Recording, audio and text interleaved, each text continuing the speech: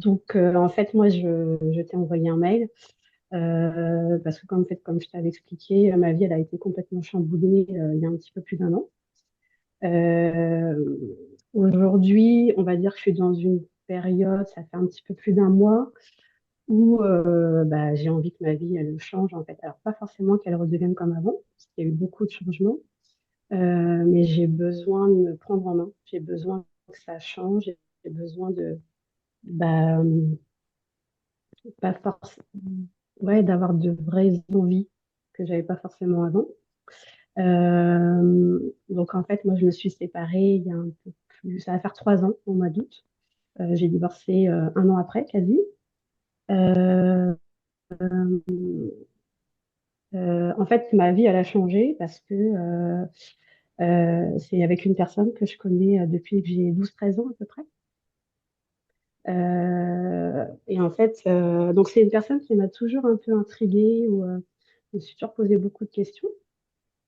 Alors en fait, on fait partie d'une famille recomposée. Euh, alors moi, ma mère, en fait, elle s'était mise avec le frère de son père. Donc on n'a pas de lien de sang, on n'a rien de, on va dire que c'est un cousin par alliance. Euh, et en fait, ce qui s'est passé, c'est que donc on a grandi, voilà, on a passé des vacances ensemble, on a grandi ensemble, on se voyait certaines fois, et puis euh, à moi, à 18 ans, j'ai rencontré donc mon futur ex-mari, le père de mes enfants.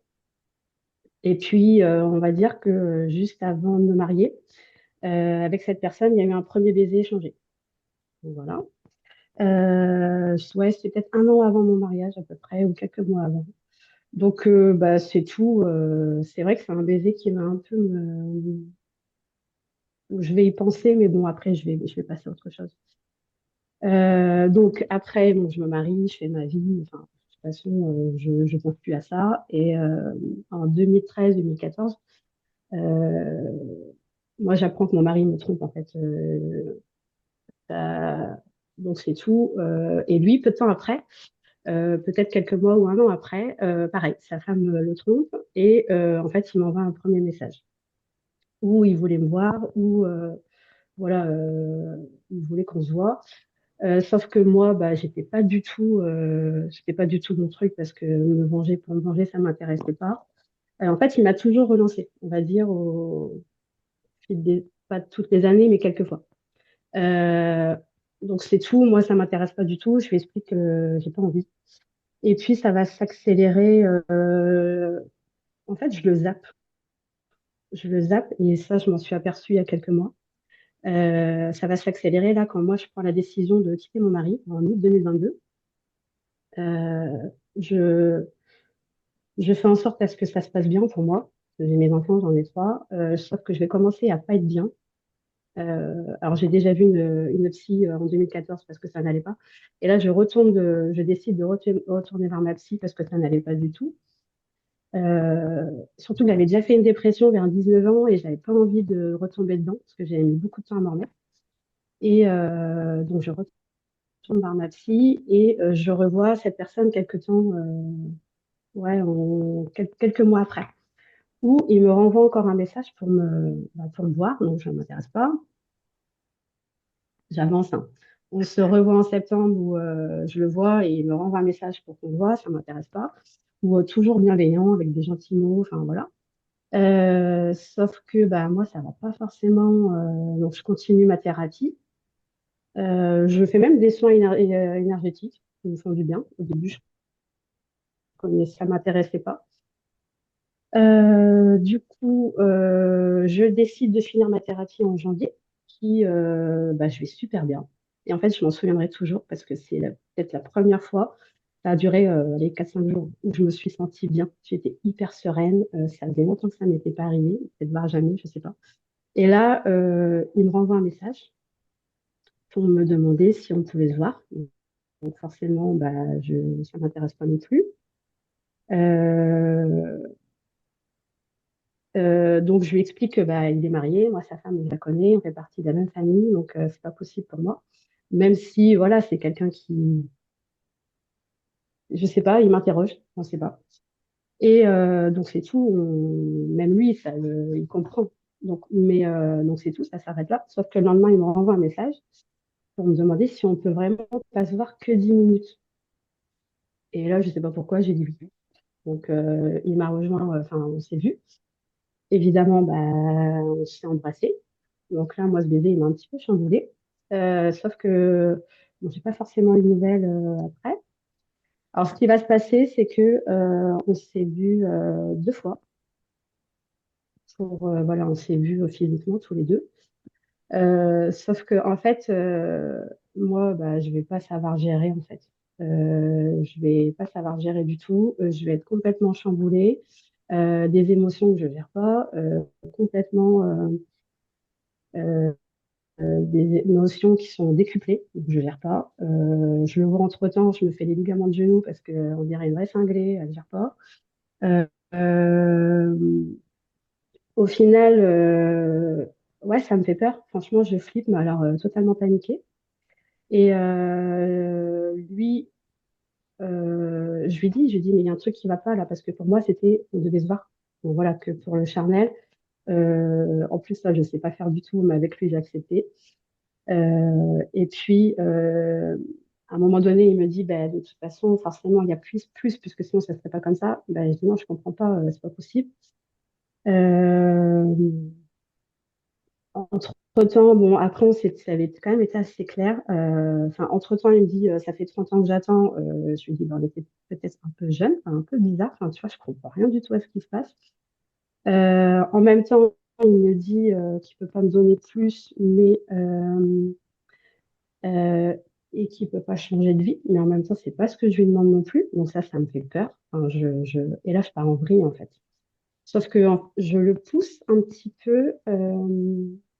Ouais, je le pousse un peu à ce que ça se finisse. Et moi, je suis tellement stressée, tellement en panique, je me reconnais pas. Donc, au final, bah, ça va se terminer un peu. Déjà, je me suis fait des questions-réponses, je l'ai embrouillé, il a dû rien comprendre, il a dû me prendre pour une grosse folle. Et il me dit, bah, ok, on fait comme si rien ne s'était passé. Ok, sauf que, bah, en fait, moi, j'ai hyper mal réagi. J'ai pas compris ce qui s'est passé. Et bah, je vais m'effondrer. Je vais m'effondrer et je comprends pas ce qui m'arrive. Alors, ça va paraître un peu cucul la praline, mais c'est c'est la première fois où j'ai ressenti mon âme, ma petite âme qui est apparue en pleine nuit. Enfin, c'était la nuit quand je dormais pas. Euh, c'est comme si, tu sais, on m'épluchait le corps. Enfin, c'était horrible. Euh, donc déjà, je comprends pas. Le temps passe, enfin, quelques jours, quelques semaines, ça n'a pas duré non plus. Allez, ça a peut-être duré un mois et demi. Et je disais à ma soeur, mais je comprends pas, normalement je devrais le zapper. Mais en fait, plus le temps passait et plus j'avais des sentiments pour lui. Enfin, je lui avais dit que j'avais des sentiments naissants, mais je lui ai jamais dit que je l'aimais. Et plus le temps passait, en fait, bah, je me suis dit, putain, en fait, je l'aime. Enfin, c'est quoi ce délire? Enfin, pour moi, c'était pas possible. Euh, donc, on s'est revus quand même 2 fois, parce qu'en final, bah, moi j'ai ma sœur et c'est sa cousine, bah, on se voit à des événements. Sauf que bah, je gère pas. Enfin, je suis hyper malheureuse. Euh, Là, en octobre, on avait un. Bon, moi, de toute façon, je suis un vrai glaçon. Je coupe parce que déjà, je gère rien du tout. En octobre, en fait, on avait un voyage en commun où on partait à beaucoup, on partait à 40. Et forcément, qui était là, sa femme et lui. J'ai pas du tout géré. On aurait dit que j'étais morte déjà. On est rentré de vacances et là, je lui ai dit que bah, je pouvais supporter beaucoup de choses, mais terminé, en fait, je veux plus le voir à des événements, Sa femme, j'accepterai c'est plus toujours... d'invitation. Sa femme, c'est la même, celle dont tu me parlais au Ah, attends, je début. t'entends pas, pardon. Est-ce que tu m'entends là? Est-ce que tu m'entends? Ah, zut. Est-ce que tu m'entends? Tu m'entends? Enfin, moi, Moi, je vas-y, essaye de t'entends. parler. Tu m'entends pas?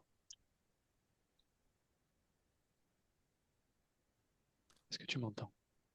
Je t'entends plus. Euh, Est-ce que tu peux... du coup, tu m'entends pas.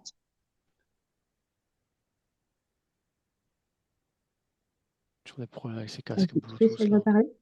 Tu m'entends là? Ça y est, c'est bon. Ouais, parfait. Ok. Désolée.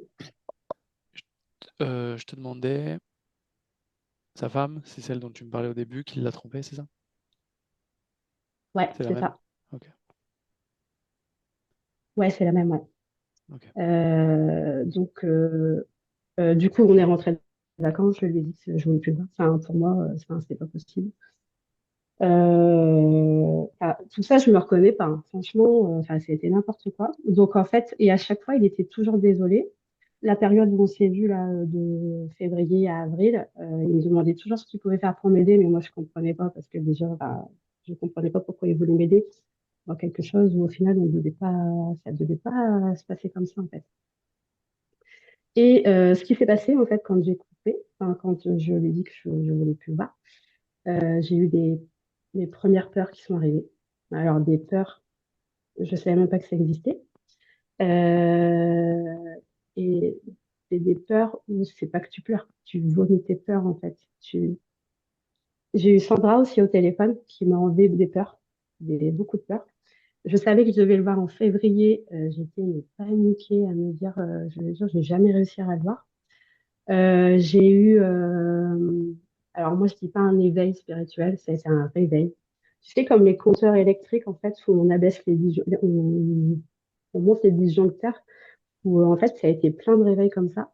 Et là j'ai eu un réveil spirituel. Par contre, pour moi, ça a été, je l'ai pas bien vécu, vraiment. Pour moi, c'était pas beau, c'était pas lumineux, hein. Pour schématiser, en fait, c'était comme si je me retrouvais dans la cinquième dimension, quatrième dimension, là, le petit bonhomme dans les maisons qui était complètement... Bon, là, ça va mieux par rapport à ça, ça y est. Il s'est passé plein de choses. Je me suis cassé le poignet encore parce que bah, j'ai fait n'importe quoi. J'essayais de... Enfin, bref. Et après, bon, ça a duré 4 mois où ça a été très, très, très intense. Donc, j'ai essayé de mettre en place des choses pour aller bien. Et au final, aujourd'hui, bon, en février, on s'est vu 2 fois. Je lui ai dit que donc il part, il quitte la région. Il quitte la région là à la fin du mois.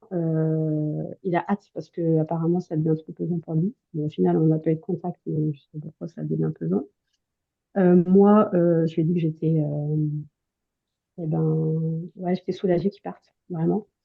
Et puis, du coup, le fait de lui avoir dit, je sais pas pourquoi, j'ai eu comme un espèce de voile qui est parti. Et là, j'ai envie de penser à moi. Et en fait, de ce que j'en conclus de ça, c'est que par rapport à mes enfants, par rapport à ce que je te disais, je suis pas prête à être en couple. Je me suis mis une espèce de... C'est comme si que j'avais fait un espèce de pacte et mes enfants, c'est eux. Et pour intégrer quelqu'un, que ce soit lui ou quelqu'un d'autre, c'est pas possible. J'y arrive pas. C'est comme si que je voulais pas qu'on me perturbe. J'ai mis tellement de temps, j'ai tellement tout fait pour les protéger que je veux pas. Je veux pas qu'on vienne perturber tout ça. Ok. Qu'est-ce que tu attends de cette session aujourd'hui?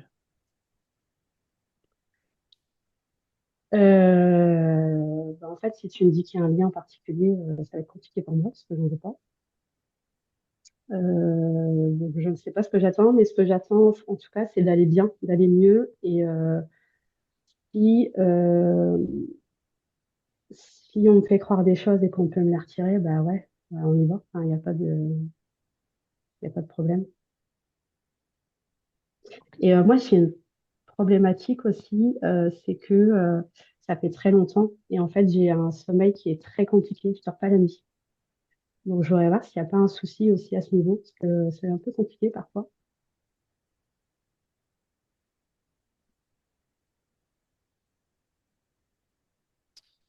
Ok. Est-ce qu'il y a d'autres éléments que tu souhaites me partager ou est-ce que tu penses qu'on a fait le tour? Non, là, je pense on a dit l'essentiel. Ok. Parfait. Alors, je te laisse couper le micro et puis je te récupère après. Ouais. Très bien. Stéphanie, Oui, est-ce que tu es avec elle? oui, je suis bien avec Karine. J'ai bien vérifié que c'était elle. Hum, alors, elle est sur des patins à glace. Elle est sur de la glace.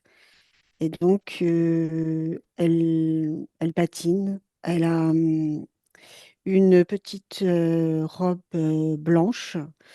Et sur le visage, elle a un masque noir.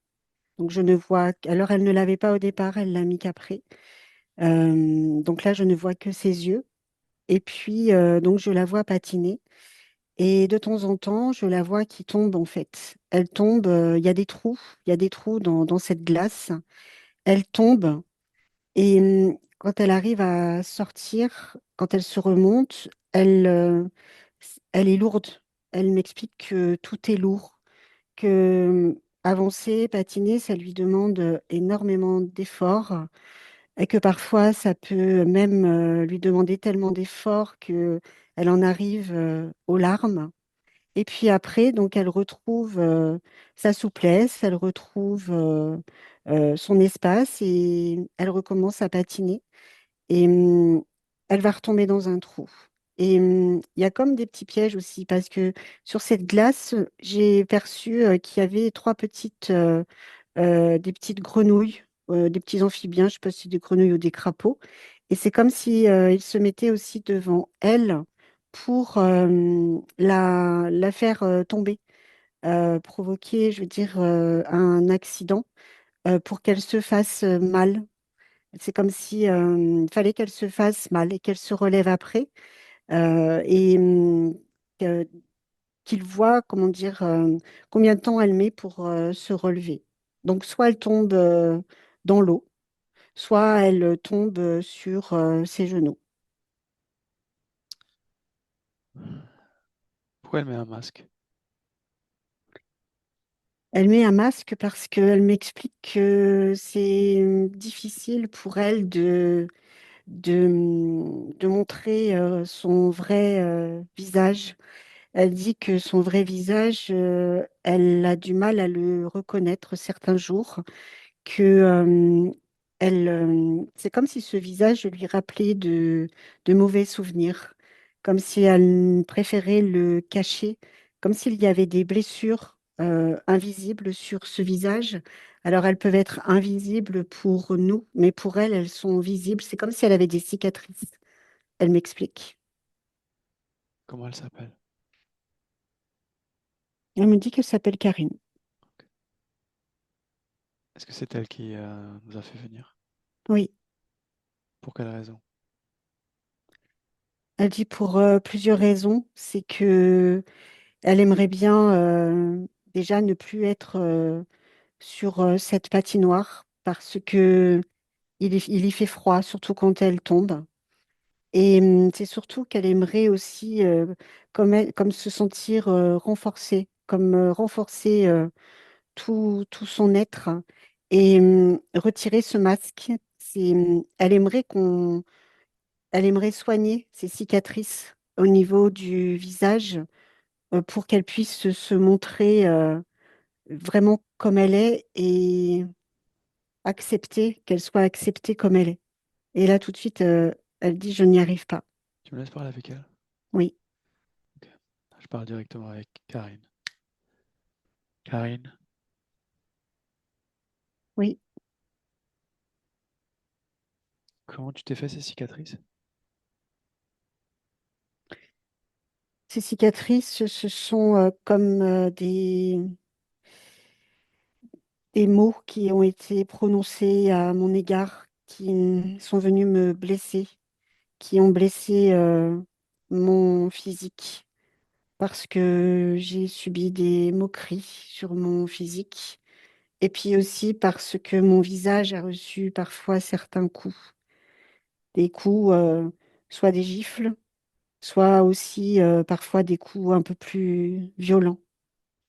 Et je me souviens même aussi que il y a une fois où je suis tombée sur le coin d'un meuble et je me suis ouverte à ce niveau-là. Les moqueries, tu t'en souviens? Des moqueries, oui, je m'en souviens. Est-ce que tu te souviens des mots qu'on te disait?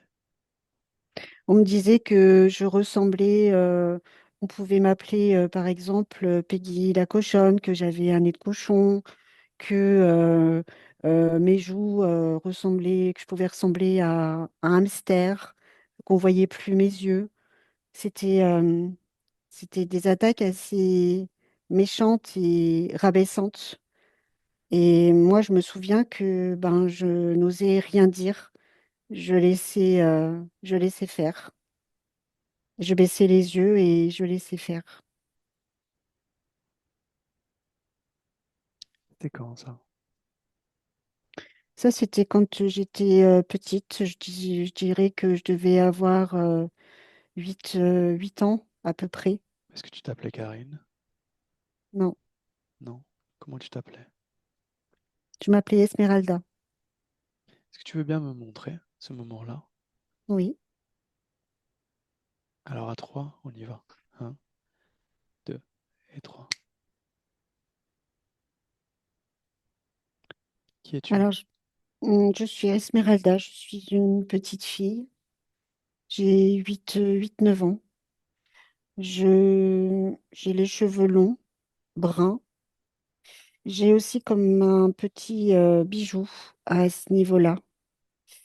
Euh, sur ma tête, pas, j'ai sur ma tête comme un espèce je suis un peu drapée en fait. C'est-à-dire que mon vêtement, c'est ça ressemble à une tauge qui me recouvre un peu la tête et je marche pieds nus. Je marche sur la terre battue et je vais à l'école parce que c'est quelque chose qui est important pour moi, même si pour certaines petites filles, ce n'est pas encore admis parce que l'école, elle est loin, il faut marcher longtemps, il faut parfois aussi traverser des rivières. Je peux parfois mettre plus d'1 heure et demie pour aller dans cette école. Donc, je n'y vais pas tous les jours, mais j'y vais quand même. Et quand j'y vais, je suis parfois la seule petite fille à y être. Et les garçons qui sont autour ne sont vraiment pas sympathiques avec moi. C'est-à-dire que comme les petites filles ne sont pas les bienvenues dans cette école, eh bien, ils se moquent tout le temps de moi. Ils se rient de moi, déjà au niveau de mon corps, parce que ils disent que je suis trop mince, que l'on voit mes os. Mon visage, ben, ça ne leur convient jamais parce que ils vont toujours trouver des comparaisons avec tout et n'importe quoi, que ce soit des animaux. Ils me disent que quand je parle, je ne sais pas parler et qu'on dirait un petit singe. Enfin, ils trouvent toujours des choses très désagréables à mon encontre. Et moi, je suis là. Et comme le maître qui est là, je sais très bien qu'il ne veut pas que ma présence le dérange aussi, il ne me dit rien. Donc, ben, je subis. Je subis ça toute la journée, mais c'est pas grave. C'est pas grave. Pour moi, l'école, c'est important parce que j'ai envie de faire autre chose. Moi, je rêve de voyager, je rêve de partir loin. Je ne veux pas être comme le reste de ma famille, rester là. Et puis, être une femme qui reste à faire à manger, qui simplement obéit. Moi, j'ai envie d'être d'autre chose. J'ai envie d'être libre. Et cette liberté, elle pose énormément de problèmes, tant au niveau de l'école qu'au niveau aussi de ma famille, au niveau de mes frères, au niveau de mon père. Alors, je vais dire de mes pères, parce que j'ai deux papas. Un vrai papa et je vais dire, un papa adoptif et on vit tous sous le même toit. Mais pour eux, ils ne comprennent pas et je, il m'arrive parfois de prendre des coups. Alors, ça peut être c'est des longs morceaux de bois là qui ressemblent un peu à du bambou et je peux te dire que ça fait très mal. Et un jour, j'en ai pris un là sur la joue et ça m'a fait une petite marque. Mais c'est pas grave, je continue, je reste dans mon idée et je vais jusqu'au bout de mes idées. Mais le bout de mes idées va très vite s'arrêter parce que lorsque j'arrive à 15 16 ans, On me dit qu'il faut que je me trouve un époux pour pour qu'il y ait une dot, pour continuer à nourrir tout le monde. Parce qu'en ce temps-là, on compte sur les enfants pour ramener l'argent à la maison, une dot. En fait, on nous vend, même si on ne le dit pas, on nous vend. Voilà, donc je suis vendue indirectement. Et l'homme avec qui je vais me marier, parce qu'il est plus vieux que moi j'ai 15 ans et lui, il doit en avoir à peu près une trentaine, vient aussi à la maison et donc il y a un homme en plus.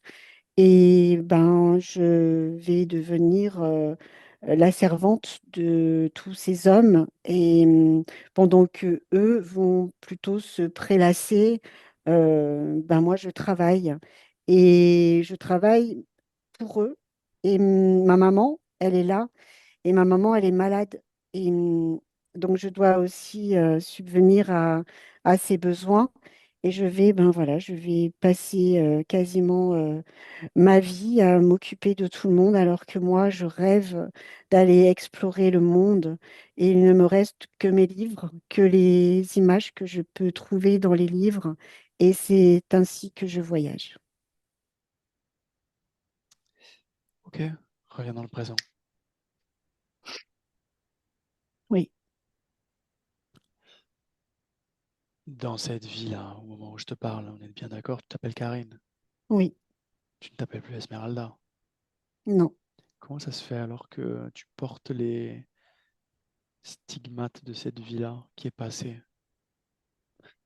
Parce que cette vie-là a été tellement douloureuse pour moi que je me suis fait comme une promesse.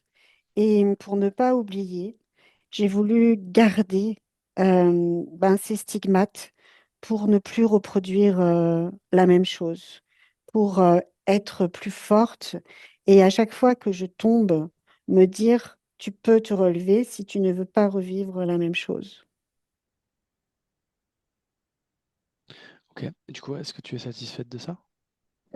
Non, c'est ce que j'allais te dire. C'est que ça ne fonctionne pas. Ça ne fonctionne pas et j'ai même l'impression que ça rajoute des, de la lourdeur. Ça Alors, je me vais te dire un bloque. truc.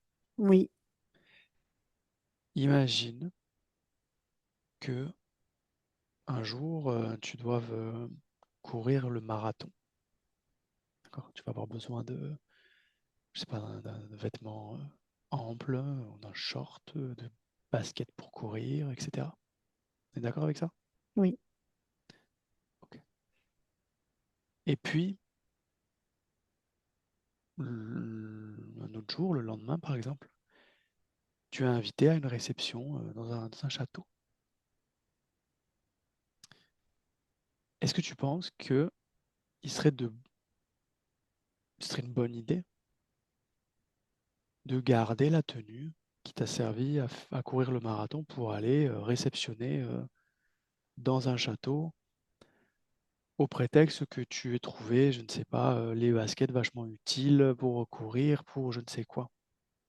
Est-ce que tu Ah ben trouvais que non, ça a du sens? pas du tout. Pourtant, c'est ce que tu fais là, présentement.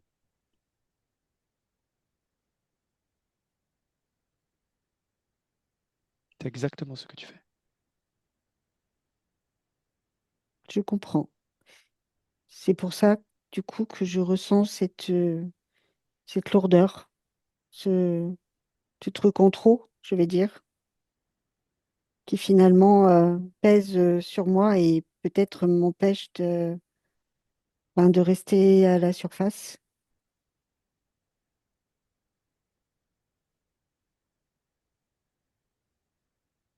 Cette chose-là que tu m'as montrée, c'est une expérience de vie, une simple expérience de vie comme des milliers, des milliards, peut-être plus.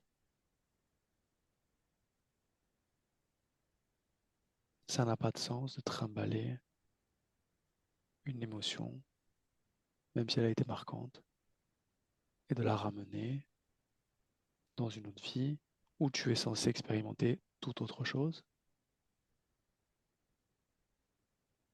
effectivement, comme tu dis, c'est en trop.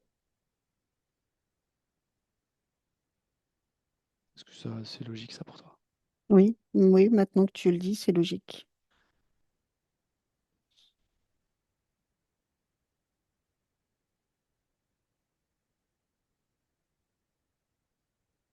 Pourquoi tu patines? Parce que quand je patine, j'ai le sentiment de me sentir libre. Parce que quand je patine très vite, je ressens comme l'air dans mes cheveux, sur mon visage, et je peux tendre les bras. Et c'est comme si je voulais quand je patine très vite. Mais bon, ça dure jamais bien longtemps puisque à chaque fois je tombe. Et comment ça se fait que tu tombes? Je tombe parce que cette patinoire, j'ai mis du temps à la construire. J'ai mis du temps à la construire parce que avant, ce n'était que de l'eau. Ce n'était que de l'eau. Et j'ai construit cette patinoire, mais il s'est formé comme des trous. Des trous parce que c'est pas suffisamment solide et que parfois je tombe dedans. Je ne fais que tomber dedans parce que je vois pas. Je fais pas attention et je tombe dedans. Donc je me relève, je sors et c'est encore plus lourd. Je mets encore plus de temps à me relever, mais j'y arrive. Donc parfois je suis fière de moi. Ok. Quand Stéphanie t'a observé, elle, ce qu'elle a vu, c'est des sortes de grenouilles ou de crapauds qui se mettaient devant toi et qui te faisaient tomber. Est-ce que tu vois la même, tu perçois la même chose toi ou pas? Ah non, Non. non. Tu perçois des trous? Moi je vois juste les trous. Et même si je les vois, de toute façon, je vais dedans. Je peux pas les éviter. Comment ça se fait ça? Bah, je sais pas. Je sais pas. C'est comme si je C'est comme si je les voyais, mais que je ne pouvais pas les contourner. Pourquoi? Parce que tu es bloqué, parce que tu n'arrives plus à bouger, tu n'arrives pas à changer de direction, c'est quoi? Ouais, je n'arrive pas à changer de direction. Tu perds le contrôle de ton corps? Oui,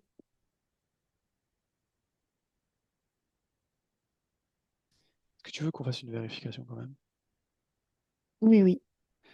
J'aimerais que tu appelles toutes les consciences qui seraient connectées directement à toi. Et dis-moi si quelque chose se présente ou pas.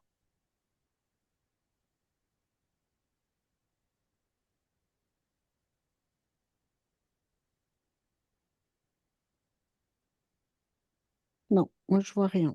Il n'y a rien. Non. Il y a comme des taches noires. Des taches noires, Mm. c'est-à-dire, C'est-à-dire que sur la glace, il peut y avoir comme des taches noires est-ce qui que ça a un bougent. rapport avec les trous? Ben, je sais pas. Tout ce que je vois là, c'est que ça bouge. Ok, bah touche ces taches. Qu'est-ce que c'est? Ben, là, il y a ces petites grenouilles dont tu me parlais tout à l'heure. Mhm. Quoi d'autre? Mais il y a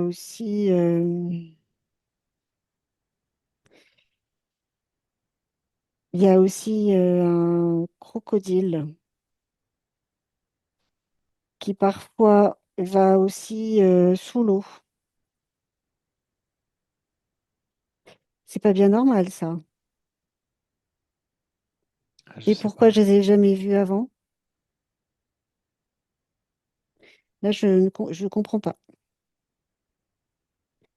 Je ne comprends pas ce que fait ce crocodile-là. Parce qu'en plus, moi, j'ai peur hein, des crocodiles. Du coup, Donc, mais on est chez qui là?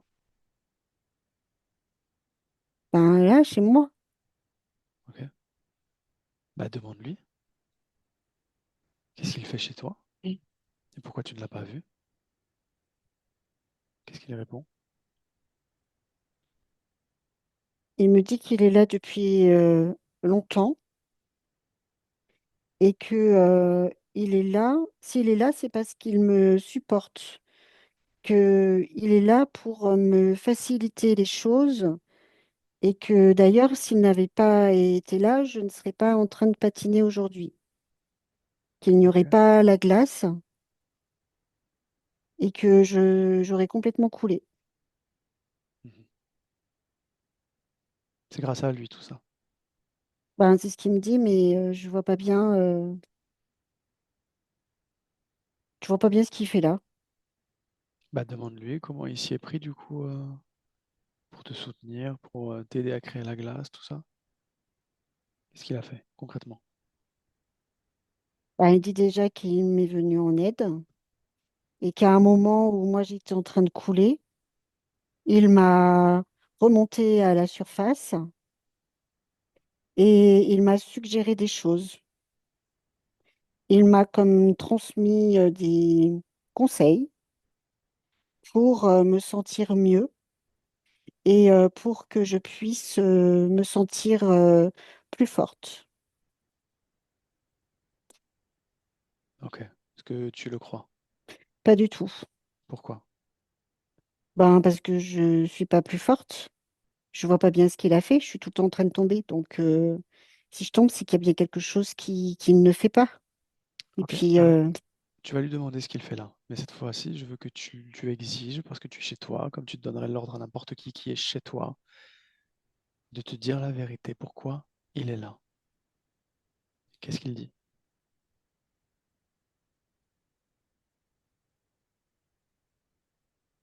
il me dit que je suis tellement nulle que sans lui, je ne serais rien. Ok. Et que ça le fait bien rire quand je tombe, parce que lui, ça lui apporte quelque chose. Je crois que c'est moi qui le soutiens, en fait, c'est pas lui, hein. Vu comme ça, là, Qu'est-ce que ça lui apporte? ben, lui, déjà, il se marre, donc ça lui apporte. En fait, il prend mes énergies et mes émotions pour me faire tomber. C'est lui, c'est lui qui me fait tomber. Et moi, je suis pas d'accord avec ça, parce que je suis capable de me relever toute seule. J'ai besoin de personne. Ok. Moi, j'aimerais bien savoir et voir comment tu l'as fait rentrer. Tu veux bien me montrer? Oui, ben moi aussi. Ok, alors à 3, on y va. Un, 2, 3. Où on est?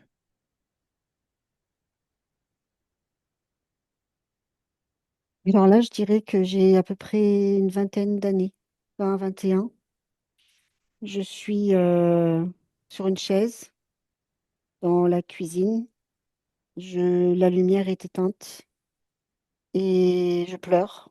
J'arrête pas de pleurer. Je suis toute seule et je n'arrête pas de pleurer parce que ben, j'ai déjà un enfant et cet enfant n'arrête pas de pleurer. Je suis fatiguée. Je suis fatiguée de tout. Je suis fatiguée de cette vie, de, de ma vie que je n'ai pas vraiment choisie, mais plutôt, je vais dire là, je la subis. Je n'ai que 20 ans. J'ai déjà un enfant qui pleure tout le temps. J'ai, on va dire, un compagnon, parce que pour l'instant, ce n'est pas mon mari, mais ce compagnon, il n'est jamais là, il n'est jamais présent. Je vis dans la maison de ses parents, avec ses parents, et il faut que je m'occupe de l'enfant, de ses parents qui sont quand même assez âgés et pour qui il faut que je cuisine.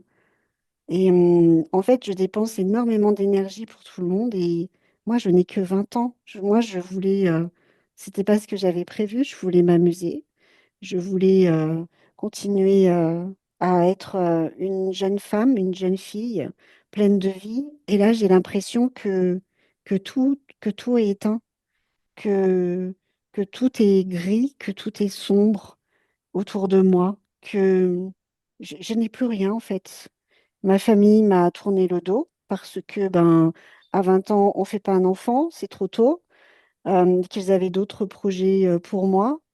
Et puis, du coup, je suis tellement fatiguée que le soir, je pleure. En fait, je pleure tout le temps. Et puis, je ne souris plus. Je ne souris plus. Je fume énormément. Je commence à aussi boire. Euh, mais je me modère dans l'alcool parce que je sais quand même que j'ai un enfant. Donc, je vais essayer d'être raisonnable. Et puis, le soir, je pleure tellement que je, j'ouvre les yeux sur mon lit et je dis, ben voilà, s'il y a quelqu'un là-haut, je ne veux pas dire que je suis croyante, je ne suis pas croyante, mais je vais laisser comme, je vais émettre comme un, comment je pourrais dire, un cri de désespoir parce que je ne vois plus la lumière, je ne vois plus rien. J'ai l'impression que mon corps va me lâcher, que j'ai 20 ans, mais dans mon corps, j'ai l'impression d'en avoir 70. J'arrive plus à me lever. C'est tellement dur que je demande de l'aide. Je dis, si vraiment il y a quelqu'un, ben voilà, il faut m'aider, il faut me soutenir, il faut m'épauler. Et je vais, dans les semaines d'après, comme faire des rêves.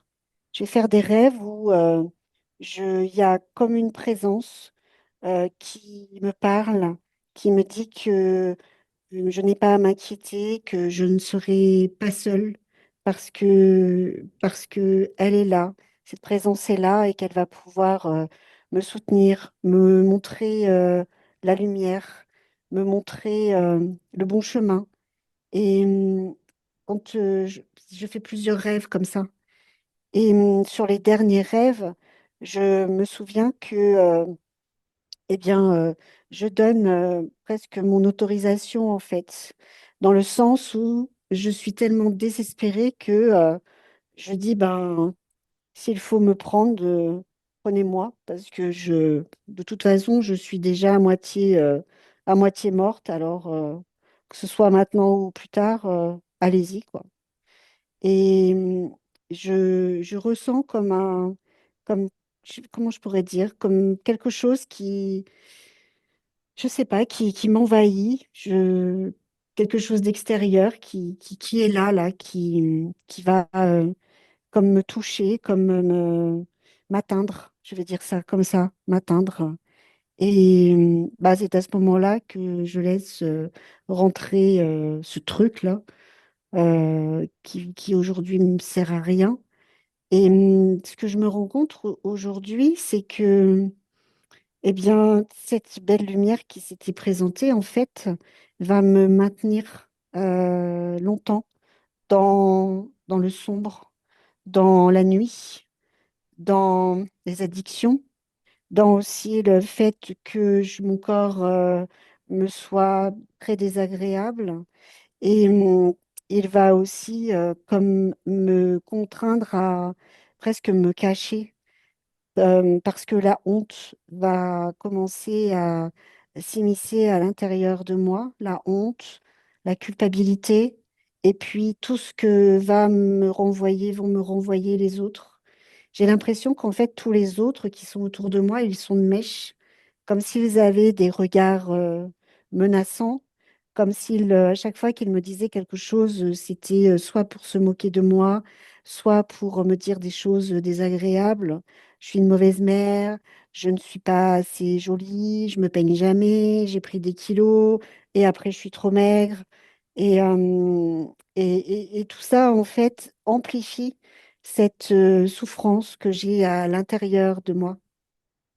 Et c'est vrai que cet enfant que j'ai, je l'aime de tout mon cœur, mais il m'est difficile de m'en occuper parce qu'il pleure énormément et lorsqu'il pleure, moi, ça me fait mal aux oreilles. Je ne sais pas quoi faire. Et puis, je suis seule. Je suis tout le temps seule puisque monsieur n'est pas là. Monsieur continue à faire sa petite vie, continue à faire ses petites affaires. Et donc, oui, je sombre, je me vois sombrer. Et ça fait très mal, très très mal. Reviens dans le présent. Oui. Bien. Tu sais comment tu l'as laissé rentrer du coup? Oui, Qu'est-ce que tu veux faire? t'en veux pas? Hmm. Moi, je veux pas qu'il reste là. J'ai pas besoin de lui. Avant qu'il parte, avant que tu le fasses partir, je voudrais que tu vérifies sur toi s'il a déposé ou pas quelque chose, quoi que ce soit. Oui, sur moi, il y a ça ressemble à comme un minuteur. Un minuteur dans le sens où, euh, tu sais, ça fait comme ces poupées qu'on voit dans les boîtes à musique.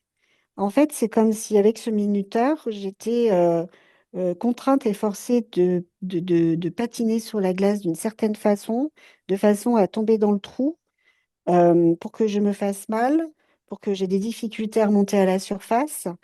Et, et dans ce minuteur aussi, il y a le fait que, comme je peine à remonter, comme je peine à faire avancer ce corps qui est lourd, eh bien, il y a aussi la culpabilité qui est à l'intérieur de ce minuteur. Et c'est comme si tout ça, en fait, se diffusait à l'intérieur de moi.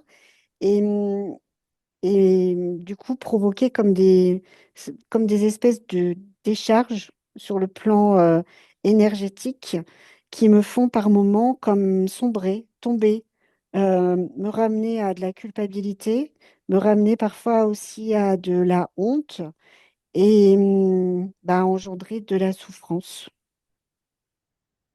Et ça, c'est lui qui a mis ça. Ok, enlève-le et détruis-le.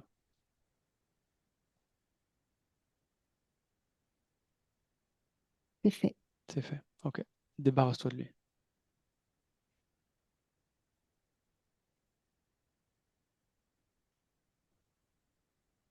c'est fait. Ok, laisse-moi avec Stéphanie. Stéphanie, déconnecte. Déconnecte. Oui, c'est bon. Comment elle est? Elle est, comment je pourrais dire, c'est pas qu'elle est en colère, mais elle était très énervée en fait de voir tout ça. Et là, c'est comme si du coup, ça lui avait redonné comme une forme de sûreté, de se sentir plus en sécurité finalement. Est-ce qu'elle est dans son corps physique? Oui, elle y est. L'émotion principale, c'est quoi? Tout de suite, c'est le soulagement. Ok. Oui, Dis-lui d'appeler cette personne dont elle nous a parlé. oui, Dis-lui de vérifier que c'est bien cette personne. oui, c'est lui. Qu'est-ce que tu as entre les deux? Rien du tout. Rien du tout. Non.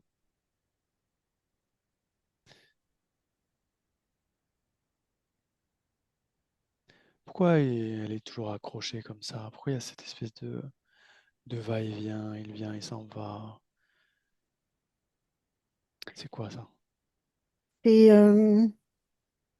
en fait, du côté de Karine, c'est comme s'il y avait eu des attentes un peu fantasmagoriques de quelqu'un qui tout de suite aurait pu lui apporter quelque chose. Et il y avait comme des images. En fait, c'est comme si elle le voyait d'une certaine façon. Et dans ce qu'elle voyait, ça ne reflétait pas la réalité. C'est comme si elle avait enjolivé, en fait, tout ce qui pouvait correspondre à cet homme. Et lui, c'est simplement pour lui une façon de fuir son quotidien, comme s'il s'ennuyait en fait dans son quotidien et que ben, le fait d'être ou de voir Karine lui procurait comme une forme d'évasion. C'est, je dis qu'il n'y a rien parce qu'ils sont vraiment positionnés côte à côte, tu vois. Ils se regardent pas. C'est vraiment euh, des attentes d'un côté comme d'un autre qui n'existent pas. Ok. Sur le plan des énergies physiques, est-ce qu'il y a des accroches énergétiques ou pas? Oui, du côté de Karine, il y en a une qui part de son plexus jusqu'au sien. Comment ça s'est créé? C'est comme une forme de d'attachement, comme si en fait le fait que au départ, comme elle se sentait un peu perdue, elle a voulu se raccrocher en fait. Elle a vraiment voulu se raccrocher à quelqu'un, à ce quelqu'un qu'elle avait, oui, comme fantasmé, comme voilà. Et du coup, le lien s'est créé et ça a provoqué comme chez elle comme une forme de, oui, d'attachement, mais comment je pourrais dire, un attachement qui n'est pas sain, dans le sens où c'est un attachement qui la contraint plus qu'autre chose, qui lui fait plus de mal qu'autre chose, parce que elle pouvait attendre quelque chose qui n'est jamais venu, et elle, ça la mettait encore davantage à vouloir renforcer ce lien pour se sentir exister et se sentir en vie. Pourtant, paradoxalement, elle dit qu'elle a toujours ressenti de la peur, l'envie de fuir. Euh, Qu'est-ce que tu captes par rapport à ça? Ce qui lui faisait peur, c'est c'est sa peur du comportement qu'il pouvait avoir, lui. Et c'est sa peur aussi d'elle-même, de savoir comment elle pouvait réagir, ce qu'elle était en capacité de faire ou de ne pas faire. Là, il y a la honte et la culpabilité. C'est-à-dire que son manque de confiance en elle la mettait dans cette notion de non, je peux pas. Ou alors, si je dis ça, si je fais ça, qu'est-ce qui va se passer? Il y a aussi comme le fait qu'elle anticipait énormément de choses et que ça pouvait provoquer chez elle une forme de stress et de parfois, je sens même c'est comme si elle rejetait une partie d'elle qu'elle ne n'acceptait pas, qu'elle ne voulait pas. Ok. Reste avec elle sur le plan subliminal. Oui, Est-ce qu'elle veut couper cette accroche? oui, Qu'elle le fasse. c'est fait.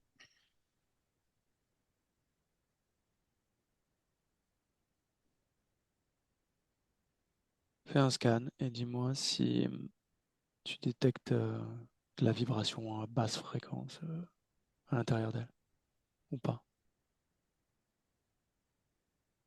Il reste justement, c'est comme j'allais dire comme un espèce de filet qui l'enveloppe. C'est très fin, mais il y a encore comme ce manque de confiance en elle qui lui laisse penser qu'elle n'arrivera pas à faire seule, qu'elle ne Ok. pourra pas se Alors relever toute dis-lui seule. de toucher cette fréquence Oui, et de nous montrer l'origine de cette fréquence. oui, On y va maintenant. oui.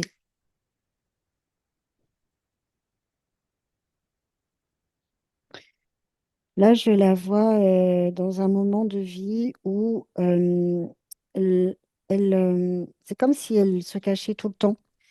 Tu vois, la petite fille, par exemple, je la vois qui se cache derrière un adulte, comme si elle ne voulait pas qu'on la regarde, qu'on lui dise, qu'on lui parle. Il y a déjà à l'intérieur d'elle déjà une grande forme comme de la timidité. Et cette impression que, elle a toujours besoin de l'adulte. Et c'est vrai que là, dans cette famille où elle est, les adultes ont tendance à énormément, tout le temps, la mettre derrière. Comme si on lui disait, ta place n'est pas au milieu des adultes, ou voilà, si tu restes derrière. Et le fait qu'il y ait toujours un adulte devant, c'est comme si cet adulte, en fait, venait comme presque l'empêcher de grandir, de s'émanciper et justement de prendre confiance en elle. Et dans cette vie-là, il y a eu très souvent où elle a voulu faire des choses. Par exemple, tu vois, quand elle a voulu apprendre à faire du vélo, ça a été très compliqué parce que déjà ses parents ils ne croyaient pas en elle parce qu'ils pensaient que tout le temps elle allait tomber. Donc elle, ça lui créait aussi des peurs. Ça nourrit le fait qu'elle n'ait pas confiance en elle. Et après, plus tard, quand elle a voulu aussi chercher du travail et même travailler, il y a toujours eu des gens autour d'elle qui ne lui laissaient pas sa place. C'est comme si elle était invisible, comme si on ne la voyait pas. Et par exemple, je la vois travailler comme dans un bureau. Eh bien, tout le monde va parler sauf elle. Et il en arrive même que ben, parfois, on l'oublie. On l'oublie dans le sens où il peut y avoir une conversation, on ne va pas la mettre dans la conversation. On la laisse de côté.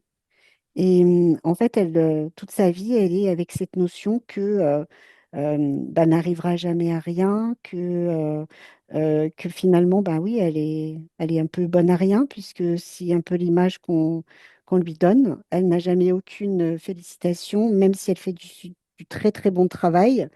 Le fait qu'elle ne dise rien, qu'elle ne se mette pas en avant et qu'elle ne parle pas, elle n'est jamais récompensée en fait. Et dans cette vie-là, ben, elle n'aura pas d'époux, elle restera toute seule parce que même là, il y a comme un blocage à ce niveau-là du fait que elle pense que personne ne peut s'intéresser à elle et effectivement, ben, personne ne s'intéresse à elle. Ok, reviens dans le présent. Oui, Bien, dis-lui de retirer ce truc-là. oui, c'est fait. Bien, comment elle est? Dégagée. Elle me dit, je suis comme dégagée de quelque chose. Ok.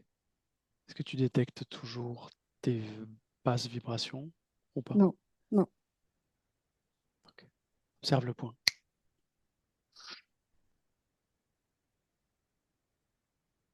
Au niveau du point, il y a une certaine fragilité. C'est comme si le point avait été fragilisé et que, au lieu d'avoir la densité qu'il a d'habitude, il est comme presque comme s'il était très filamenteux, je vais dire ça comme ça, et qu'il restait vraiment très très peu de matière qu'il était même prêt à casser. Et donc là, elle est en train de le solidifier, de le remettre correctement, de s'aligner avec. Et elle dit aussi d'accepter, chose que elle n'arrivait pas à faire avant. Elle dit que du coup, elle accepte tout ce qui la représente et tout ce qu'elle est. Et là, c'est bon. Ok. Scanne ses couches une par une et dis-moi.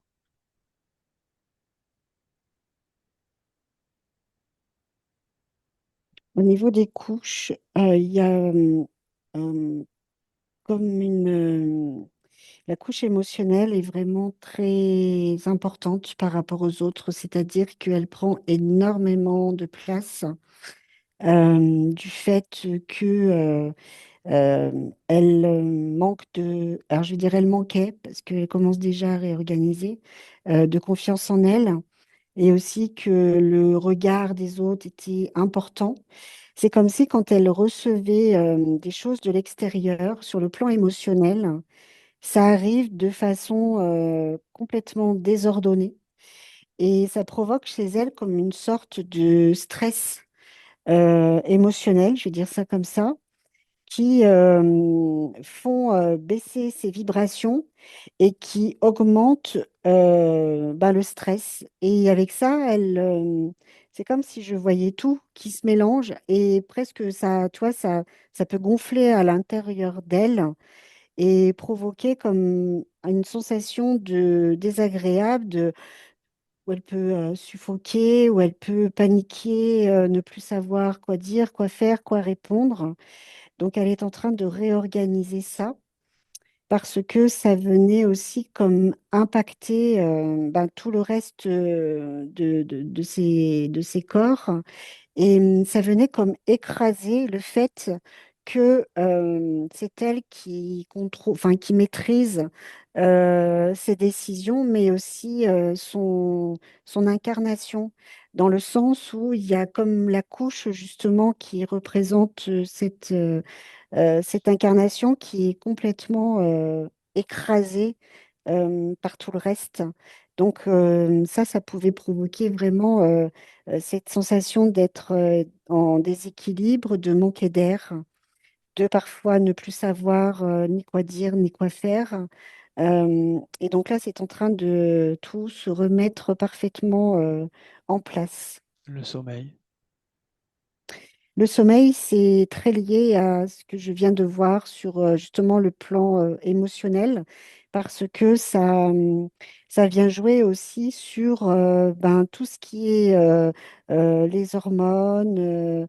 C'est un stress qui est très, je vais dire, polluant et toxique, parce que ça vient déséquilibrer même son mental. Dans son mental, c'est comme si il allait se créer des scénarios ben, très difficiles. Il y a des choses qui vont s'ancrer dans son mental.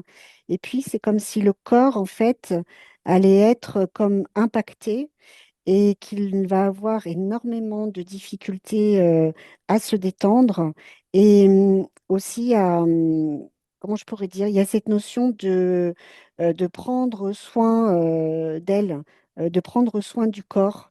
C'est comme si très longtemps, il y avait eu un rejet justement du corps, que, il y avait que cette possibilité de souffrir, de s'oublier, de ne pas exister. Et que là, ben, du coup, prendre soin de soi, ça prend tout son sens. Et au niveau de son sommeil, euh, ça allait créer comme un espèce je vais dire je vais dire un nuage énergétique. Et dans ce nuage, c'est comme si les pensées se bousculaient. C'est comme si tout était gris, sombre. Et c'est comme si ça la maintenait dans un état d'éveil, comme, oui, comme si du coup elle ne pouvait absolument pas faire autre chose que de rester pouf, figée. Donc ça disparaît. Et le fait que les différentes couches se remettent à leur place, ça va créer une énergie qui va être complètement différente et qui va pouvoir complètement apaiser le corps dans son entièreté et favoriser le sommeil. Est-ce que tout est OK? Oui, tout est OK. Avant qu'on la laisse, est-ce qu'elle voudrait adresser un message à sa partie physique? Oui. Elle dit à la partie physique qu'il est très important de respirer profondément, de dégager le stress, de se focaliser sur ce qu'elle ressent à l'intérieur. Il y a aussi cette notion d'avoir justement une autre relation avec le corps, euh, euh, que les massages pourraient être importants pour renouer avec différentes sensations corporelles. Et puis elle dit que très vite, elle dit que très vite l'apparence physique va changer. Elle lui dit que c'est important d'être à l'aise dans les vêtements, d'être à l'aise aussi avec une coiffure, comme si dans quelque temps il y aurait comme, je vais pas dire un relooking, mais une envie d'autre chose, qui lui correspond davantage et que le corps physique va se sentir beaucoup mieux et beaucoup plus solide et ancré et vibrer et avoir beaucoup de joie aussi. Elle dit c'est important de ressentir la joie qui va se propager. OK. C'est tout. Cool. On peut la laisser. Oui. Alors tu te déconnectes. Et je compte de 1 à 3. Et à 3, tu reviens dans le présent parfaitement réveillé. À 1, tu es déconnecté complètement de tout et de tous. À 2, tu choisis l'émotion idéale. Tu la crées dans ton corps et tu la fais circuler partout dans ton corps.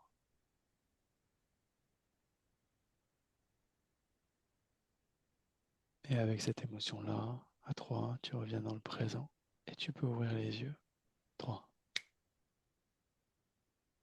Oui, c'est bon. Comment tu te sens? Ça va, merci. Karine, tu peux rallumer ton micro. Comment tu te Eh sens? bien, dis donc, je suis impressionnée. Heureusement que j'ai pas attendu des années pour venir vous voir, parce que sinon, on serait resté dans tout ça.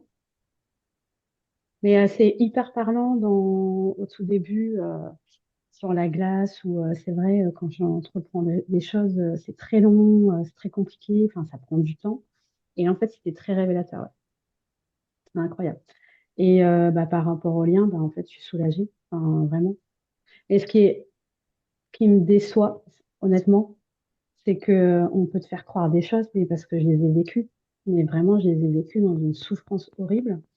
J'ai même ressenti de l'amour pour cette personne, et en fait, c'était pas vrai. Donc je me dis, mais c'est un truc de fou, vraiment. C'est incroyable. Mais aujourd'hui, voilà, c'est pour ça, moi, il était temps que tout se remette en place, et donc c'est bien, je suis contente. Est-ce que tu veux partager cette session? Oui, ça me Je dérange te pas. floute. Écoutez, il n'y a pas de souci. Ouais, il n'y a pas Ok. de problème. Stéphanie, merci, bonne soirée. Oui, bonne soirée à vous. Au revoir, Karine. Karine, tu Merci restes beaucoup, là. Stéphanie. Merci.